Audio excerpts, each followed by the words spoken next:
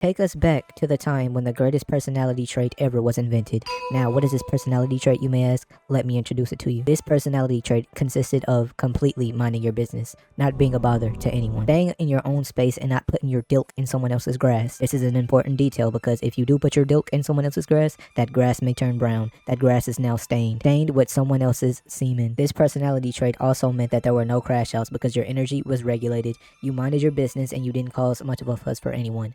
This is why this personality trait was the greatest. And what is this personality trait, you may ask? Nonchalance. The reason this personality trait came about in the first place is because of evolution, obviously. When you went to school and you tried to do your little mating dance for your crush and she rejected you, you learned that sometimes people weren't trying to hear all that bullshit. You tweaked your personality in order to become more bearable for society. Now, this may be seen as some sort of humiliation kink for a lot of people. Why? Because TikTok has rotted your brains into thinking that something completely normal and logical is bad. Shawty told you were a 2-ton piece of shit with a big nose, little chest, and she called you a pussy bitch. Why in the fuck would you continue to be yourself? Yes, throw your personality away and become nonchalant. Obviously, this would be the case. The benefits of nonchalance range from being perceived cooler to having less problems for yourself overall, if that makes sense. Let's say someone wasted coffee and that coffee landed directly in your ass cheeks. Now your ass cheeks acted as a riverbank into your asshole, so now you had permanent coffee stains in your asshole. Instead of yelling something like ah or moaning and saying that shit hurted, you just take that shit like molten lava in your ass, and now nobody makes a big deal out of it, and you walk out looking good, and they walk out without guilt. Nonchalance is the way. Unfortunately, nonchalance was dethroned. Now, there are two reasons why it was dethroned. One is because some of the corny motherfuckers who adopted nonchalance did it wrong. They make anything corny. You took your corny personality, tried to make it nonchalance, and then you created this inbred breed personality called nonchalorny. You are now a tryhard at being nonchalant because you can't even mind your business right. You are a true fuck up. Say, for instance, there's someone trying to mind their business, but they can't. They keep looking at the hoe next to him. Now, she doesn't want any parts of him, but his eye keeps trying to meet her gaze. And in order to make it seem like he doesn't care even more, he kicks his feet up on the wall. He misses the wall, and then he falls straight on his asshole.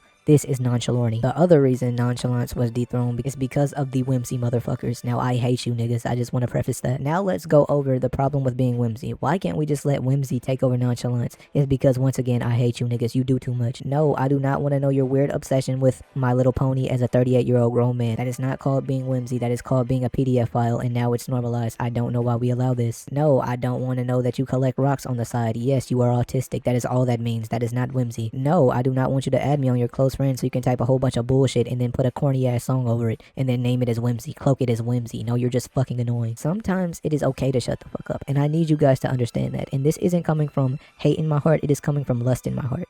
Now, what does that mean? No, I'm not trying to diddy you. I just thought lust would sound better than hate, but it is indeed hate. There is someone out in the world and their whimsy is playing Marvel Rivals every single day of their life and then sexualizing Squirrel Girl, a literal personified squirrel. You're thinking about having sex with a squirrel. That is someone's definition of whimsy. Having 56 hours on Squirrel Girl in 2 days, 48 hours may I add. How do you have 56? I don't know. But I guarantee you someone's done it. I'm just whimsy. No, you're just fat. And my last query with the whimsy personality is that all the whimsy shit isn't even seen as whimsy. It is seen as performative. So say, for instance, getting dressed. Nowadays, you can put that shit on the best way possible. Someone will look at you and call you performative and not even... Do you realize that getting dressed, drawing, all this shit is the original whimsy? It's art. Now getting whimsy just means a hobby that would label you autistic. You skip in the hallway at 35, you're not whimsy, you're autistic. You draw fan art for Mario every day of your life, you're not whimsy, you're autistic. On the spot, on a date, when you run out of things to say, you just start naming fun facts. How do you know all this shit? You're not whimsy, you're just autistic. All this to say, while nonchalance does have its problems, it is marginally better than being whimsy, because we are minding our business as opposed to putting our dick in everyone's grass, and that's what you don't want to do.